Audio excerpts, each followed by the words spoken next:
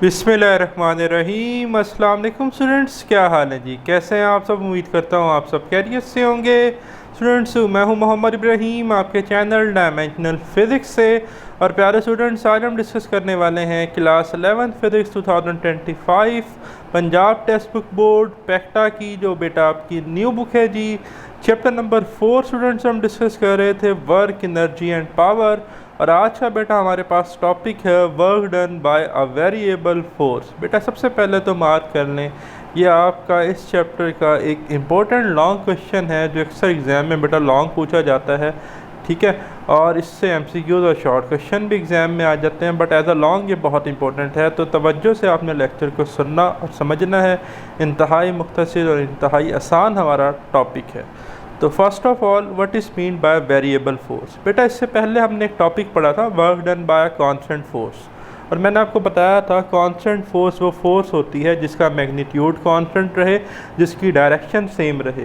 But बेटा अगर किसी फोर्स का मैग्नीट्यूड चेंज हो या उसकी डायरेक्शन चेंज हो तो उसे हम कहते हैं वेरिएबल फोर्स। जैसा कि अगर आप एक स्प्रिंग को बेटा स्ट्रेच करते हैं तो जितना ज़्यादा आप उसको स्ट्रेच करेंगे उतनी ज़्यादा फोर्स आपको उस पर लगानी पड़ेगी। शुरू आप कम फोर्स लगाएंगे और स्ट्रेच करना चाहेंगे तो और ज़्यादा फोर्स लगानी होगी, और मज़ीद स्ट्रेच करना चाहेंगे तो और ह्यूज और लार्ज फोर्स लगानी पड़ेगी। तो अब फोर्स का मैग्नीट्यूड कांस्टेंट नहीं है। आप ये नहीं कह सकते कि मैं एक 10 न्यूटन की मुसलसल फोर्स से उसको फुली स्ट्रेच कर लूँगा। 10 न्यूटन से बढ़ा के 20 न्यूटन लगानी पड़ेगी, 30 न्यूटन, 40 न्यूटन बढ़ानी पड़ेगी। तो मैग्नीट्यूड बढ़ रहा है, मैग्नीट्यूड चेंज हो रहा है, तो इस तरह की फोर्स को हम कहते हैं variable force. A force whose magnitude changes. या बेटा अगर आपने एक रॉकेट जो है वो अर्थ से, अर्थ की सरफेस से स्पेस की तरफ आपने भेजना है, तो जो वो रॉकेट बेटा अपवर्ड मूव करेगा तो जो आपकी फोर्स होगी वो इन्वर्सली प्रोपोर्शनल होगी आर स्क्वायर के। आर स्क्वायर बेटा जितना ज़्यादा बढ़ता जाएगा वो फोर्स उतनी ज़्यादा कम होती जाएगी। आर स्क्वायर जितना कम होता जाएगा तो वो फोर्स उतनी ज़्यादा क्या होती जाएगी बेटा, बढ़ती जाएगी, ठीक है। तो इन सिनेरियो में हम कांस्टेंट फोर्स नहीं यूज़ कर सकते, तो हमें ज़रूरत पड़ती है वेरिएबल फोर्स की। तो सबसे पहले तो डेफिनेशन मार्क कर लें, ठीक है। अब चलते हैं जी, work done by variable force. In many cases the forces does not remain constant. कहता है बेटा हमारी रोज़मर्रा की ज़िंदगी में बहुत ज़्यादा केसेस में फ़ोर्स कांस्टेंट नहीं रहती during the process of doing work, जब हम कोई वर्क करते हैं। फॉर एग्ज़ाम्पल, जैसा कि as a rocket move away from the earth, जब रॉकेट ऊपर की तरफ मूव करता है away from the earth, work is doing against the force of gravity. हम वर्क कर रहे होते हैं against the force of gravity which varies as the inverse square of the distance from the earth centre. ये देखें मैंने दिखाया, force is inversely proportional to r square. तो आर स्क्वायर जितना बढ़ता है फोर्स उतनी कम होती है। तो मैग्नीट्यूड इंक्रीजिंग में भी बढ़ेगा और डिक्रीज़ होगी फोर्स, तो मैग्नीट्यूड में चेंज आना चाहिए, बेशक वो इंक्रीज़ होने से आए या डिक्रीज़ होने से आए, ठीक है। तो तब हमारे पास फिर फोर्स कांस्टेंट नहीं होती, उस फोर्स को हम वेरिएबल फोर्स कहते हैं। सिमिलरली इसी तरह the force exerted by a spring, अब जैसे एक स्प्रिंग पे फोर्स लगाई, increase with the amount of stretch, जितना ज़्यादा स्ट्रेच करेंगे उतनी ज़्यादा मजीद उस पर फोर्स लगानी होगी, तो फोर्स का मैग्नीट्यूड इंक्रीज़ हो तो भी चेंज आ रहा है। रॉकेट के केस में फोर्स का मैग्नीट्यूड डिक्रीज़ हो तो भी क्या आ रहा है, इंक्रीज़। समझ आ रही है बात? तो चेंज आना चाहिए, डिक्रीज़ हो या इंक्रीज़ हो, चेंज आएगा जब भी आपके पास फोर्स में। तो हमारे पास फोर्स कांस्टेंट नहीं होगी, फोर्स वेरिएबल होगी। इसलिए डेफिनेशन लिखी है फोर्स हुज मैग्नीट्यूड चेंजेस, ठीक है। जिसका मैग्नीट्यूड चेंज होता है उसे हम वेरिएबल फोर्स कहते हैं। और ये उसकी दो एग्जांपल हैं, ठीक है। ये आप इसके साथ लिख लेंगे एग्जांपल की हेडिंग देखिए।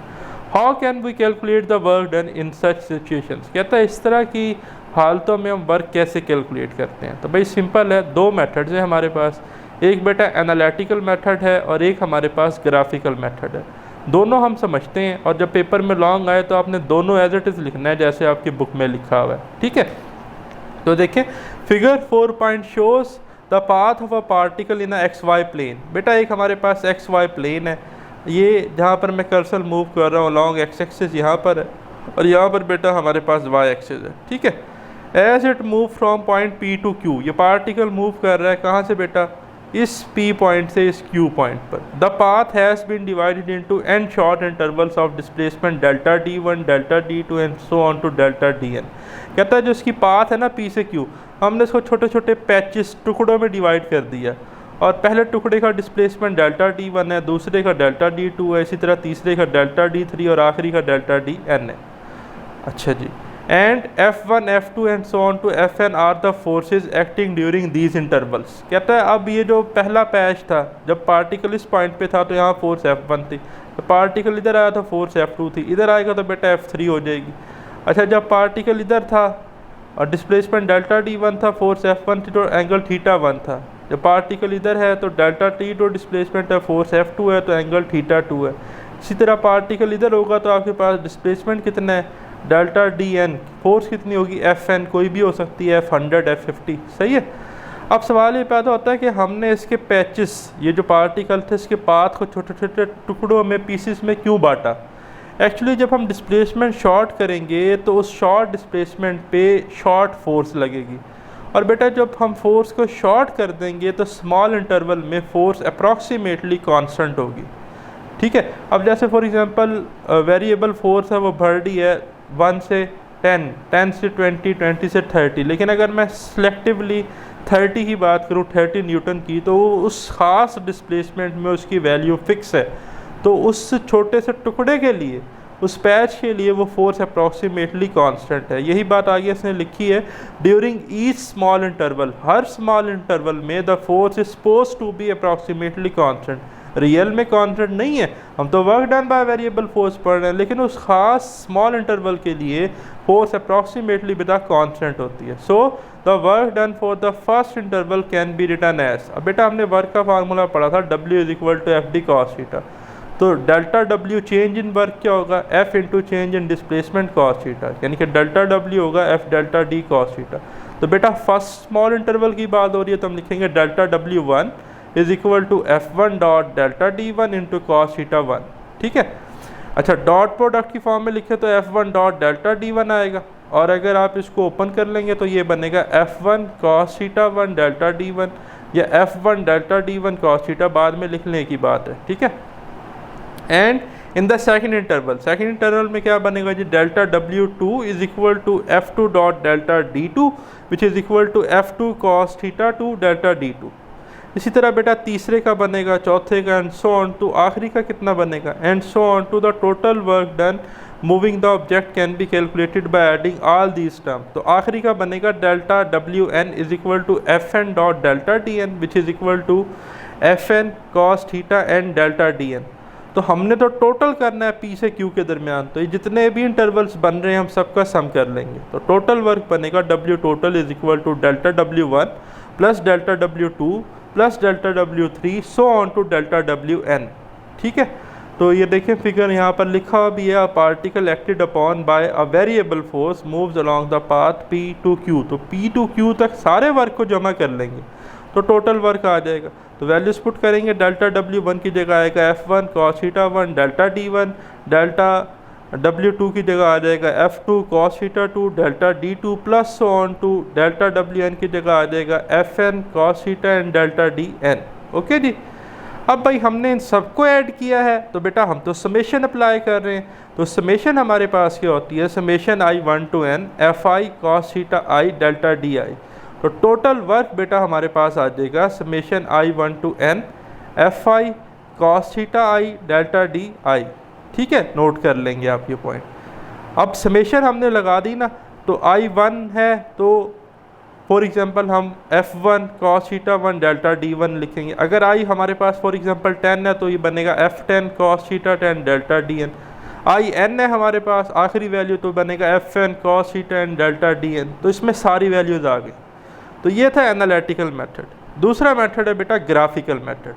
ठीक है जी, तो आप हाइडिंग देंगे ग्राफिकल मेथड की, वो क्या है जी, we can examine this graphically by plotting F cos theta versus D। कहता है इसी केस को work done by variable force को हम एग्जामिन कर सकते हैं ग्राफिकली। अगर बेटा हम क्या करें, एक्स एक्सिस पे हम डिस्प्लेसमेंट को प्लॉट कर दें और बेटा वाई एक्सिस पे हम इफेक्टिव कंपोनेंट ऑफ फोर्स यानी कि F cos थीटा को प्लॉट कर दें। ठीक है जी, the displacement D has been subdivided into the same and equal intervals. अच्छा, अब यही हमने P से Q जो था ना, ये यहाँ पर थोड़ा सा तिरछा बनाया हुआ, अगर इसको आप ज़रा रीड्रा करके ऐसे ड्रा करें तो ये सेम यही बनता है। ये समझ लें ये P पॉइंट है, ये Q पॉइंट है। ठीक है, ये जो पी से क्यू था, इसको थोड़ा सा ऐसे नीचे करें ना, ज़रा टिल्ट करें, तो यही चीज़ बनती है। इसको उसने रीड्रा किया इस ग्राफ की शक्ल में, इस कर्व को। तो ये वो पी पॉइंट है, ये वो क्यू पॉइंट है, और ये दरमियान में इंटरवल्स हैं। ये पहला इंटरवल ग्राफ में दिखाया गया shaded area delta D1 displacement cover हुआ है, दूसरे में डेल्टा D2, इसी तरह आखिरी में डेल्टा Dn। तो n इक्वल इंटरवल्स में हमने डिवाइड किया। The value of F cos theta at the beginning of each interval is indicated in the figure.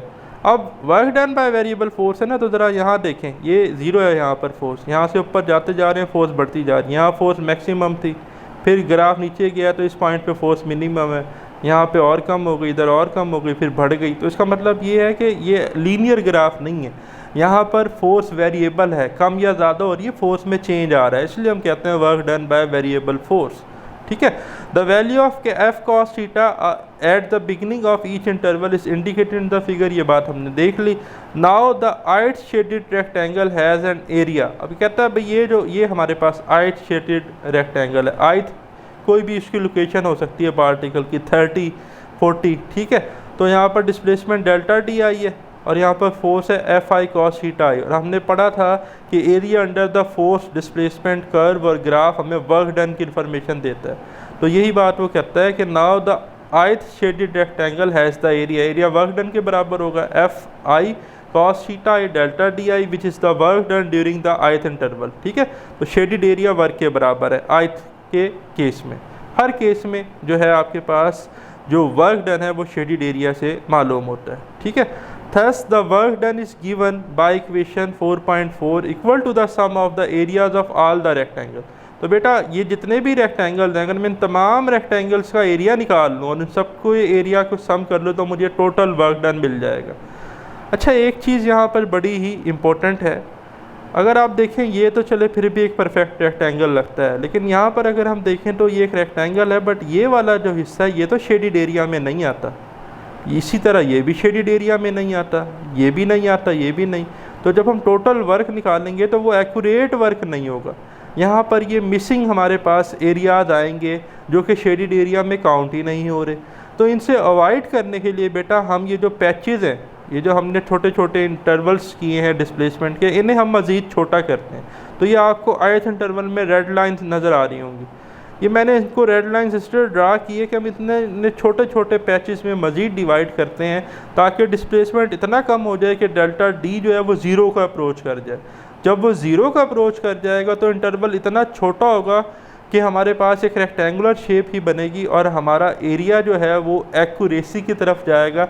Area accuracy की तरफ जाएगा तो हमें वर्क एक्यूरेट मिलेगा, एग्जैक्ट रिजल्ट्स मिलेंगे। अगर हम छोटे छोटे इंटरवल्स में मज़ीद सब डिवाइड कर देते हैं इन रेक्टेंगल्स को, ठीक है। तो यही बात उसने यहाँ लिखी है। Thus the work done given by the equation 4.4 is the sum of the areas of the rectangles if we subdivide, ये जिक्र आ रहा है, बड़ा इंपॉर्टेंट पॉइंट, पेपर में MCQ आ सकता है। If we subdivide the distance into a large number of interval, ठीक है, इनको मज़ीद छोटे छोटे इंटरवल में डिवाइड करें, so the delta t becomes very small. Delta d जो है वो ज़ीरो का अप्रोच करेगा। The work done given by the equation 4.4 becomes more accurate. तो वर्क बेटा मज़ीद एक्यूरेसी की तरफ जाएगा। If we let each delta d to approach zero then we obtain an exact result from the work done such as. अब इसी फार्मूले में बेटा हमने जो है ना वो लिमिट अप्लाई कर देनी है। ये जो फार्मूला है, limit delta d approaches to zero summation I1 to n F i cos theta i delta d i, ठीक है। तो इस फार्मूला से हमें मज़ीद बेहतर और मोर एक्यूरेट रिजल्ट्स मिलेंगे, ठीक है। If this limit delta t approaches to zero the total area of the rectangle figure 4.6 approaches to the area between the F cos theta versus D curve and x axis from P to Q as shown in shaded figure जो आपके पास है जी 4.7 ये वाली। अब वो कहता है कि अगर हम क्या करें कि डेल्टा डी के इंटरवल्स बहुत ज़्यादा छोटे कर दें, डेल्टा डी इतना छोटा हो कि ज़ीरो का अप्रोच करें, छोटे छोटे रेक्टेंगल्स बनाते जाएं, उन सब के एरिया को ऐड करें तो हमें टोटल वर्क डन मिलेगा। तो ये टोटल शेडेड एरिया है, यहाँ पर P पॉइंट था, ये वो Q पॉइंट है। तो ये सारा टोटल शेडेड एरिया हमें टोटल वर्क डन प्रोवाइड करेगा, ठीक है जी। Thus the work done by a variable force in moving a particle between 2 points, जैसा कि हमने P से Q पार्टिकल को मूव किया, is equal to the area under the F cos theta, ये एफ कॉस थीटा और displacement. तो जो आपके पास F cos theta versus displacement curve है, इसका एरिया बेटा हमें total work done by variable force के बराबर होगा, ठीक है, equal to the area under the F cos theta versus D curve between the 2 points P and Q shown in figure 4.7, ये ऑलरेडी डिस्कस हो गया। फिर एक छोटी सी एग्जांपल है जो कि इसी से रिलेटेड है, तो मैंने कहा इसी टॉपिक में कवर कर ली जाए। वेरी सिंपल, इंतहाई आसान है। एग्जांपल का स्टार्ट करते हैं, पेपर में शॉर्ट और लॉन्ग दोनों में आ सकती है। 4.1 a force F acting on an object. बेटा एक ऑब्जेक्ट है, उस पर फोर्स लग रही है, वेरीज विद डिस्टेंस डी, जो कि डिस्टेंस के साथ वेरी कर रही है, मीन के वेरिएबल फोर्स है, ठीक है, as shown in figure 4.8। Force को देखें तो फोर्स वेरी कर रही है 0 से लेकर 5 न्यूटन तक, और डिस्प्लेसमेंट वेरी कर रहा है बेटा 0 से लेकर 6 मीटर तक, ठीक है। Calculate the work done by the force as the object move from 0 to 6 metre. जब ऑब्जेक्ट बेटा डिस्प्लेसमेंट कवर करता है 0 से 6 मीटर। अब सबसे पहले तो ज़रा इस डायग्राम को देखें। इस डायग्राम में बेटा अगर मैं इस ग्रीन पोर्शन की बात करूँ तो ये एक रेक्टेंगल है, और अगर मैं इधर देखें आपको ये वाला जो ऑरेंज सा पोर्शन आपको नज़र आ रहा है, ऑरेंज पिंक, ये आपके पास क्या है, ये ट्राइंगल है। तो बेटा एक पॉइंट याद रखना है, एरिया ऑफ रेक्टेंगल होता है लेंथ मल्टीप्लाई बाय विड्थ, और area of right angle triangle होता है 1/2 बेस मल्टीप्लाई बाय हाइट, ठीक है। तो इस फिगर में देखें कि लेंथ कितनी बन रही है 0 से 4 तक, तो 4 - 0 4 डिफरेंस बनता है, तो लेंथ 4 है। विड्थ कितनी है 0 से 5 तक, तो 5 - 0 डिफरेंस 5 बनता है, ठीक है। तो इसका एरिया सिंपली क्या आएगा, लेंथ मल्टीप्लाई बाय विड्थ, 4 5 = 20। और अगर मैं ट्राइंगल की बात करूं तो ट्राइंगल का एरिया कितना था, 1/2 बेस मल्टीप्लाई बाय हाइट। तो बेस होती है बेटा ये नीचे वाला हिस्सा, और ये ट्राइंगल शुरू हो रहा है 4 से और एंड हो रहा है 6 पे, तो 6 - 4 का डिफरेंस 2 आ रहा है। और हाइट जो है इसकी वो है, ये सेम ही है, ये यहाँ से यहाँ तक कितनी बन रही थी 5, तो यहाँ से यहाँ तक भी 5 ही बनेगी। तो 1/2 बेस आपके पास बनी 2, 1/2 से वो 2 कैंसिल और हाइट बन गई 5। तो इसका एरिया आ रहा है 5 हमारे पास, और इसका एरिया आ रहा था 20, तो 20 + 5 कितना बन जाएगा 25। तो 25 जॉल वर्क जो है वो होगा, क्योंकि शेडेड एरिया जो है फोर्स डिस्प्लेसमेंट ग्राफ का वो हमें वर्क की इंफॉर्मेशन प्रोवाइड करता है। अब इसे पढ़ लेते हैं। देखें, the work done by a force is equal to the total area under the curve from D0 to D6 metre. This area is equal to the area of rectangle section from D0 to D4 and plus the area of right angle triangle section D4 to D6। यही बताया ना कि 0 से 4 metre तक आपके पास rectangle और 4 metre to 6 metre तक right angle triangle है। Hence work done is represented by the area of rectangle, जो कि लेंथ मल्टीप्लाई बाय विड्थ था 4 × 5 20 जॉल। Work done represent by the area of triangle क्या था 1/2 base multiply by height, base बेटा 2 थी और हाइट 5 थी, तो 2 से 2 कट गया तो ये 5 बच गया सिंपली। तो 20 + 5, तो टोटल वर्क क्या होगा, total work is equal to 20 + 5 which is equal to 25 joule. तो ये था प्यारे स्टूडेंट्स हमारा आज का वीडियो लेक्चर पसंद आया तो बेल आइकन को लाजमी प्रेस कीजिएगा, लेक्चर को अपने दोस्तों के साथ शेयर कीजिएगा। अल्लाह ताला आपको कामयाबी अता फरमाए। खुदा हाफ़िज़।